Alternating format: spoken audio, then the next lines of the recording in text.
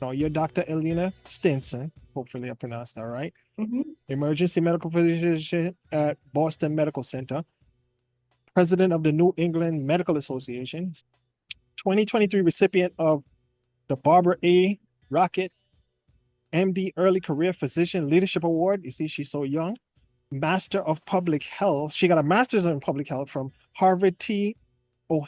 Chan School of Public Health. She's also a graduate of Spelman College and Meharry Medical College. Um, and well, at the time of this document that I'm reading, she will be receiving an MDA in finance from Boston College. Um, I mean, you got That's what's that one? that's done already. Oh, that's That's done. done. Congratulations. So they gotta update this. They gotta update the website. Got Um, it. that's wow. I mean, one of my questions is, you have a thirst for knowledge, and not only your emergency medicine physician, you also are trichology certified. And I had to look up what that meant. It's the study of the hair and scalp. It seems like you have a thirst for knowledge. Where did you get that? Yeah, no, I just feel like I'm a lifelong learner. Like I feel like if I'm not learning something, like I'm missing out on something. I don't know where it came from, and I actually enjoy it. Like I enjoy learning new information, gaining new skills, being able to talk to various and different people. And I think part of that too comes from the fact that like I think part of me does not like to be in rooms and not know be able to participate in conversations. So I tend to like seek the knowledge of the rooms that I want to sit in. You know, I don't like to walk in things feeling like I'm oblivious or not aware. I like to always at least have some foundational or baseline understanding of what it is, which rooms I'm entering into, and what groups and communities that I want to engage with on a regular basis. And some of that is around me wanting to kind of bring certain aspects and industries together. In order for me to really understand them, I have to learn and have at least a foundational knowledge of them in order for me to like build strategy and think about ways to do things differently. So, you know, I'm interested in health policy. So I went and sought out the health policy degree. So you're able to get an understanding, sit in rooms that you wouldn't normally be able to sit in, and get a deeper understanding so you can think of ways on how to like build a career in a certain way or address a certain issue in a certain way, and also around building those networks, because those networks that you build while you're seeking education and different programs and stuff is also very critical. And you know, as I'm thinking about like health disparities and stuff with my medical side, I'm also thinking about the financing piece that impacts how we deliver care. And you know, I really wanted to kind of dig a little bit deeper into that. And then as I had my own health issues, I realized there's a lot of things that mirrored the healthcare industry and a lot of things that we see in the beauty industry. So that's kind of why I kind of started thinking about trichology. I do not feel like I can sit and talk to people and then proclaim to be an expert if I don't have the knowledge or the background to really feel confident in doing so. So being able to merge those industries and those spaces together, I always felt like I needed to, in order for me to proclaim to be an expert and sit in front of people and educate them and teach them or be able to like drive change, I needed to have a solid understanding and foundational understanding. What inspires you to start SAFO? Yeah, so a lot of what I do is based off of like lived experiences or something I've experienced at some point. So, um, you know, in my 30s, early 30s, I started having my own hair and scalp issues after having some health issues, and realizing, you know, after going to some of the top dermatologists in the city, Harvard dermatologist at that, you know, really seeking understanding of what was going on with my hair, the breakage, the thinning, like the patterns were changing. You know, also with some skin stuff that was going on. And she basically like handed me some stuff. And I was like, well, what about my hair? Hands me some shampoo. And I was just like, I can't use this. I'm black. I can't like this isn't gonna work on my hair. Like what is going on? And then her nurse kind of pulls me to the side and she goes, I know this is all we have. A lot of our black patients say this. And I was like, this is unacceptable. And at the time, there weren't a whole lot of products on the market for my hair type, and specifically dealing with the shedding and thinning and whatnot. There wasn't a lot really to address that. So a lot of the products were like, get your curls back, strengthen your, reduce shedding. And I was having a lot more than just that. Like I needed to address some other issues that there weren't products on the market for. And realizing that a lot of my issues were like in hormonal changes that were happening as well due to the medical stuff. And a lot of physicians aren't really taught how to like address a lot of those issues. So a lot of that began with me doing my own research, really wanting to think about how I can solve my own issues. So that led to the whole trichology certification, really understanding and do a deeper dive into like the pathology and the physiology of like our scalp and our hair and how it works, the growth cycles, the hormonal changes that affect like our hair loss, our thinning, our balding patterns.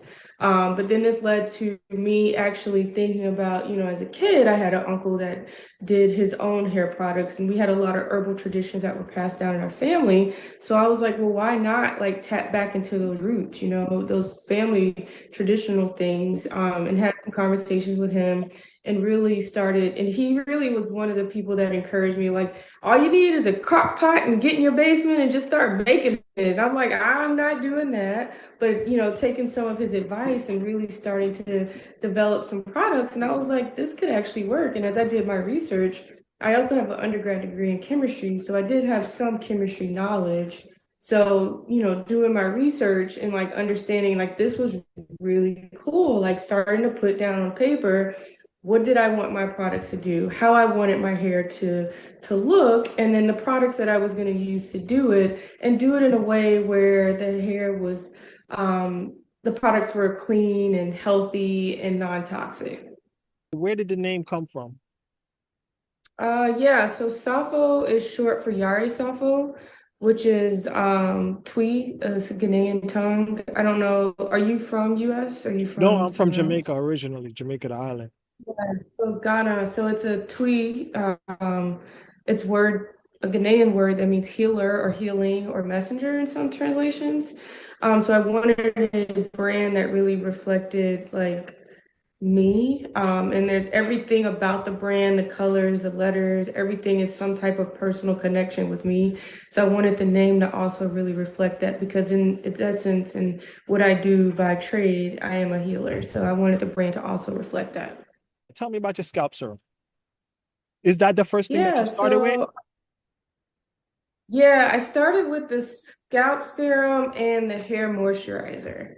Mhm. And specifically for that, because those were like the biggest issues that I was facing at the time with like the hair loss and the thinning. And I wanted a serum, and I wasn't a big serum person at the time. But I also started to see a lot of changes in like my scalp, which was new for me. And I was like, what do I do here? So I started creating the main first two products was the scalp serum and the hair moisturizer because I also started having more brittle, more dry hair, and it began breaking off. So I'm also having the hair loss plus the breakage, and it was just a hot mess. So creating the serum, really thinking about the ingredients, really wanted to make a non-greasy formula that really left the scalp feeling soothed and would actually really help restore the hair by really getting to the root causes of some of the issues I was having. Okay. Um, And then the moisturizer, more so because I was having like super dry hair and I really wanted something that wasn't greasy, very light, that really like kind of gave that hair more shine and really came up with these two products. your website, you have a lot of you have a section called Roots. Understanding, I would call it a blog, and Yep. it gives a lot of information. It kind of it gives everybody game on how to really take care of themselves, not just externally or aesthetically, but internally. You discuss Mhm. things such as graying, postpartum, male baldness, toxic ingredients, gut health and its relationship to hair, and even what Mhm. foods to eat and what foods to stay away from. The root section. What's the goal of that? So people can't affect change on things they don't know about. And I intended for my research section to be really educational. And we do talk a lot about, toxic ingredients and harmful things and ways to and just overall improve health and how that affects hair. So one thing that I noted when I started the brand was that we don't really think about the things we put in our body and how it affects our hair. And I think all of this came to mind for me when I started having my health issues. I never quite put together oh wait, something's going on inside of me that's affecting my hair. When you're young, you don't think about that. You're like, I didn't do anything, right? Like I didn't color my hair, I didn't perm it, it's not falling out because of something I put on it. It's falling out because of something that's going on inside of my body. So that person with diabetes and blood pressure, and they're finding that their hair is becoming like crazy or wiry or thinning, like maybe your sugars are off. And really wanting to bring that connection with the hair care and the healthcare industry, that realizing that, just because your hair is changing, that could be an indication that you maybe need to start thinking about your health, because we oftentimes just think as our hair is something totally separate. And then we throw on a wig, or we throw on some braids or an extension, or like the men are starting to do these weird things like The gluing glue stuff on down here, to their yeah, heads. yeah. You need to think there's something else here, and maybe it's time to go see a dermatologist. So people can't do better unless they know better, right? So like this whole thirst for knowledge piece is like, I want to put the information out there. I'm not like giving away anything. I'm like, it's out there, but I want to create a space where people can go and educate themselves on these topics. It's something, talk about something they may not have known about. They may not have known that these things in their products were causing these other things to happen, or causing their menstrual periods to be off, or increasing their propensity to have fibroids, or reducing their ability to even have a child. Like maybe they didn't know the foods they were eating were causing these changes in their hair. And we even talk about some policy things like the Crown Act and, beauty justice. And there's, I give a little bit of content around like what small businesses, like some resources for small businesses. So I'm also, as I absorb more things, I want to put more things out there for people to also learn about and educate themselves as well. But I think particularly around the toxic ingredients, more and more people are starting to have these conversations. But this was one thing that was in the forefront of my mind as I started creating my brand almost 5 years ago, or 4 years ago at this point, is that, these ingredients are toxic. They can't be healthy. Like I'm understanding what they are, just given my background. And I remember doing research trying to figure out, what is this product doing to me? How has this product been researched? And I couldn't find a whole lot on it, which is crazy. That was just a few years ago. I couldn't find a whole lot. And I'm really glad that there's more content out there. And I think that's what inspires me to even help and contribute to putting more content out there, more data, more information, so that people can equip themselves with the knowledge to make sure that they have what they need to make the right decisions, so they don't regret things later. I'm in Boston, so like the Harvard School of Public Health, school that I went to for my MPH, they're doing more around environmental justice now. So one of the labs is actually studying like these toxic and harmful ingredients. And they've actually mapped out where in Boston it has a higher density of these toxic products. So and typically these products are in Black and brown communities. Go figure. And then other consulting firms like McKinsey's done research around even access to healthier products. Okay, these products are being targeted and marketed to Black and brown people, but then how do these communities even get access to healthier products, right? There's about 1,100 ingredients that are allowed here in our products in the US and are banned in the EU. So imagine all the products that are sitting on the shelves in our communities that are causing us harm, causing hormonal imbalance, increasing our risk of breast cancer, reducing our rate of fertility, all these different things, and then causing skin irritation and respiratory issues. We don't talk enough about that. These ingredients lead to increased respiratory problems, and we hear a lot about how Black children have higher asthma rates than whites. And, a lot of that is environmental, but some of that is also environmental from the products that we're using. So I could go on, but like, educating people about these things and even coming on here to even have these conversations that maybe someone will hear it and then take it further, do more, and like really, really champion the cause to make sure that we're living in a society where we have access to healthier things and protecting ourselves.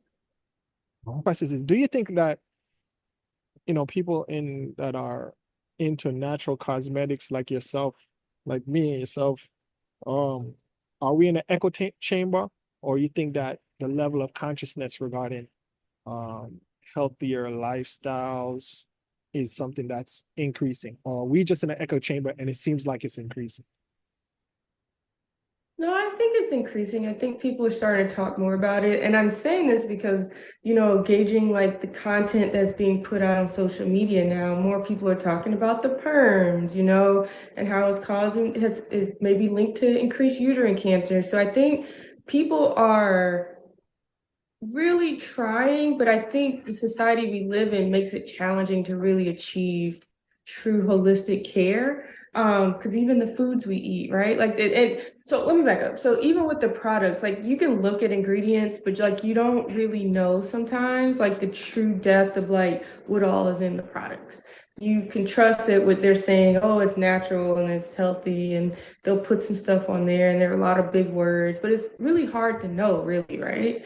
But then, like recently, they just notified, or I've been reading articles around how like tampons have had arsenic and other harmful ingredients. Like that's not on the labels. Like, how would you know? So, like, Mm. I think people, and even the natural organic tampons, right? So even if you're doing all you can do to try to avoid all these harmful things, they're still allowed in the marketplace. So therefore, you could still be getting exposed to it. So I do think people are becoming more aware. They're trying to be more intentional about it, but to truly eliminate all that stuff at this point will be extremely hard.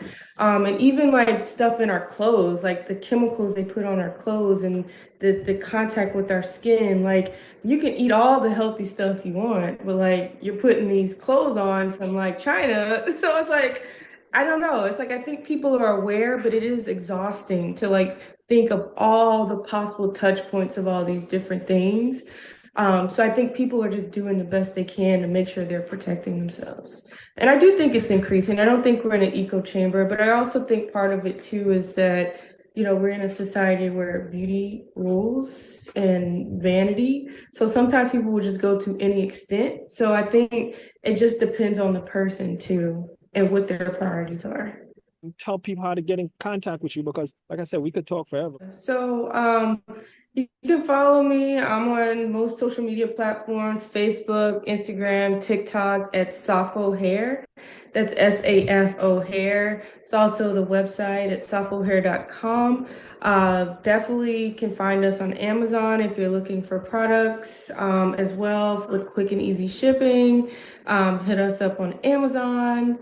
Uh, where else? If you're in Boston or Miami, we have some smaller boutiques and retail locations in Cambridge is right outside of Boston at the Pop Boutique. And then aromatherapy in Miami. You can find us there. We'll be opening up in a couple weeks. So definitely hit us up. Let us know what you think. Try out our products and give us some feedback on what you like. And definitely follow us along on Instagram just for the journey as we have more products coming out. We have some styling products. We started with the scalp products. We've kind of moved into like the hair health products. And now we're moving more into like the styling products. So hopefully we'll have something for everybody addressing most hair types and hair and scalp conditions. So check our products out and let us know what you think.